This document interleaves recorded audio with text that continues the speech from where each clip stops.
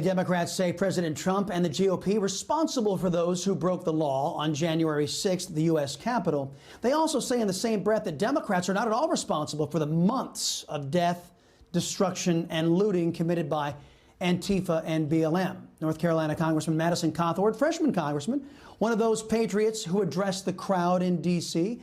Congressman joins us now.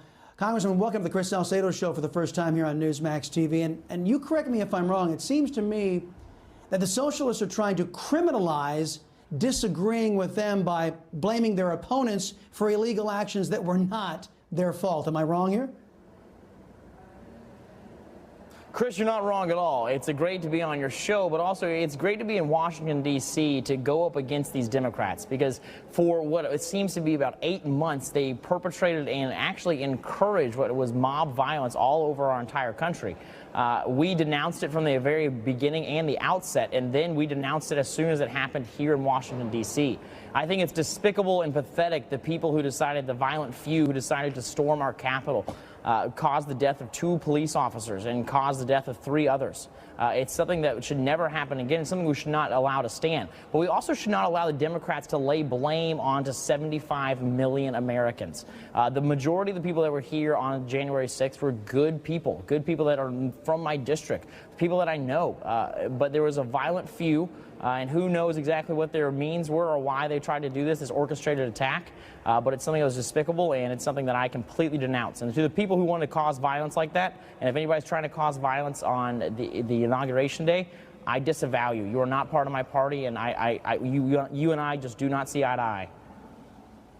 Yeah, and Joe Biden went out of his way to call all of those folks who were there. As you rightly point out, there was over 100,000 folks there. The vast majority just sat outside in the cold weather holding flags and wanting to protest what they saw as an election that was, at least in 6 states that we know of, they didn't follow their own election laws.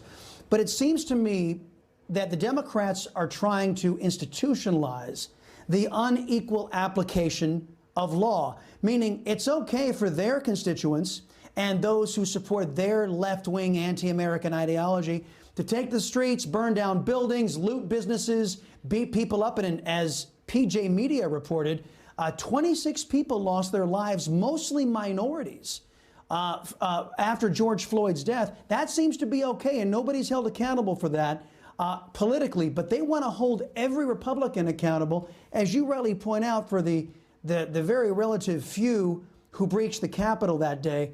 Do I see this wrong? Is it the unequal application of law they're after? It is the unequal application of law. You see, the Democrats have one priority only, and that is to gain power. But you know what? The people that we should hold responsible, really, for allowing the Democrats to gain so much power to where they can hoodwink and fool the majority of America is the establishment Republicans from the last 2 or 3 decades. And I think that's why we're calling for a new Republican Party, one that's an innovator, one that's a thought leader, one that encourages freedom of thought and diversity of ideas, not just diversity just for diversity's sake. I believe that we should allow everyone to have a platform to be able to say what they believe and what they think, and we shouldn't criminalize a certain few simply because we think that that's the right thing to do. It's a democratic weapon, and they're using it well. Yeah, well, hey, boy, I can testify. Here I am, a conservative Latino who doesn't think like they do, and you should hear some of the vile things they call me because I'm not on the liberal plantation. Last thing I want to ask you is about how the Republican Party is going to defend their constituents. You brought up your constituents. Now, I know you're a freshman, you're just coming in, and maybe you're still trying to learn all the ropes out there, but how has it been explained to you that with these new rules the Democrats are putting in, basically eliminating the rights of the minority, how are you going to stand up for your constituents? Well, it's very difficult, as you said, because we lost the majority in 2018 and did not regain in 2020. The Democrats hold all the power. They have the reins. So it's very difficult for us to be able to defend our constituency. So I believe right now we need to be fighting the culture battle, going out and trying to win the hearts and minds of the American people, to look towards the future, to come together and say, I don't care what your race is, your creed, or your religion. As long as you believe in freedom, our founding principles, and free market capitalism, you're welcome in our party. I believe that's how we defend our constituents. Now, I know you're going to be out there in the federal government, but what about this idea. There are still 31 state legislatures that are controlled by the Republicans. Can a lot of your constituents and a lot of Republicans/conservatives out there seek protection from what we all fear is coming from Biden, from Pelosi, and from Schumer, seek protection from their state governments?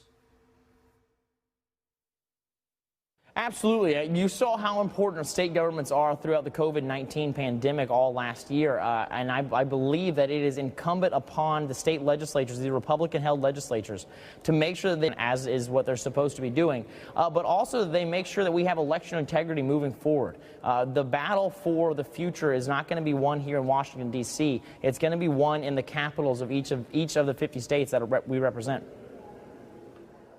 Congressman Madison Cawthorn, it is a pleasure meeting you, sir. Come back soon and we'll continue this discussion as the incoming Biden administration starts sinking its hooks into the American people. Appreciate you, sir.